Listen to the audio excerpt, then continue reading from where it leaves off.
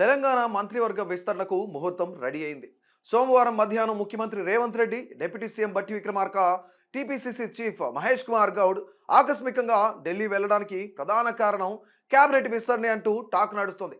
దాదాపు 15 నెలలుగా మంత్రివర్గ విస్తరణ కాంగ్రెస్ నేతలను ఊరిస్తుండగా రకరకాల కారణాలతో ఇన్నాళ్లు ఆలస్యమైంది. ఇక ఎంత మాత్రం లేట్ చేయకూడదన్న నిర్ణయానికి వచ్చిన హైకమాండ్ వెంటనే మంత్రివర్గాన్ని విస్తరించాలని సీఎం రేవంత్ రెడ్డికి సూచించినట్లు సమాచారం.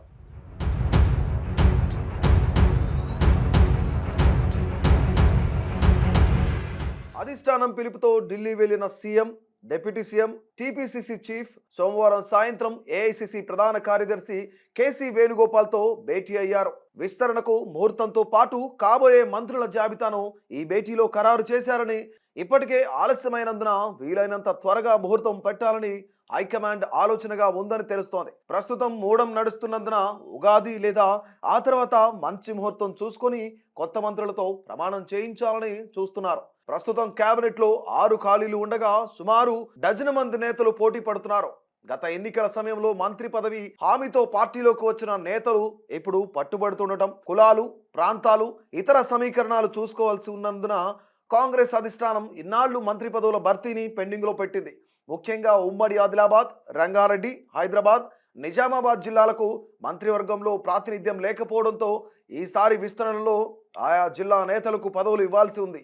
ఇక వీరితో పాటు ప్రస్తుతం మంత్రివర్గంలో ఉన్న జిల్లాల నుంచి ఎమ్మెల్యేలతో పాటు 2 సీనియర్ మంత్రుల కుటుంబ సభ్యులు కూడా మంత్రిగా ఛాన్స్ కోసం తీవ్ర స్థాయిలో పైరవీ చేస్తుండటంతో అధిష్టానం ఒత్తిడికి గురవుతోంది. అయితే ఇటీవల చోటు చేసుకుంటున్న పరిణామాల నేపథ్యంలో ఇక ఆలస్యం చేస్తే అసలుకే ఎసరు అన్న పరిస్థితి వస్తుందనే టెన్షన్తో త్వరలోనే మంత్రిమండలి విస్తరణకు ముహూర్తం ఫిక్స్ అయ్యే సూచనలు కనిపిస్తున్నాయి. ఉమ్మడి ఆదిలాబాద్ నుంచి ప్రేమ్ సాగర్ రావు, ఉమ్మడి నిజామాబాద్ నుంచి సుదర్శన్ రెడ్డి, ముదిరాజ్ సామాజిక వర్గం నుంచి శ్రీహరి ముదిరాజ్ పేర్లు ఖరారయ్యాయని ప్రచారం జరుగుతోంది. ఇక మిగిలిన 3 ఖాళీల్లో ఎవరికి ఛాన్స్ ఇస్తారనేది ఉత్కంఠ రేపుతోంది. హైదరాబాద్, రంగారెడ్డి కోట నుంచి మల్రెడ్డి రంగారెడ్డి తీవ్రంగా ప్రయత్నాలు చేస్తున్నారు.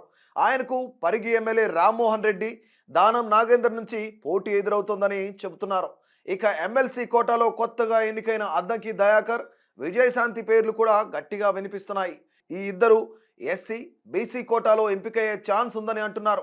మొత్తానికి 15 నెలల తర్వాత అధిష్టానం మంత్రివర్గం విస్తరణపై సీరియస్గా ఫోకస్ చేయడంతో ఆశావహుల్లో ఒక్కసారిగా కదలిక వచ్చింది.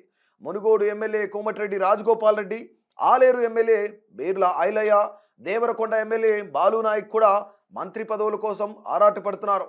వీరిలో ఎవరిని ఎంపిక చేస్తుందో కానీ ఈ సాయంత్రం లేదా రేపు ఉదయానికి సస్పెన్స్ తొలగిపోయే ఛాన్స్ కనిపిస్తుందంటున్నారు.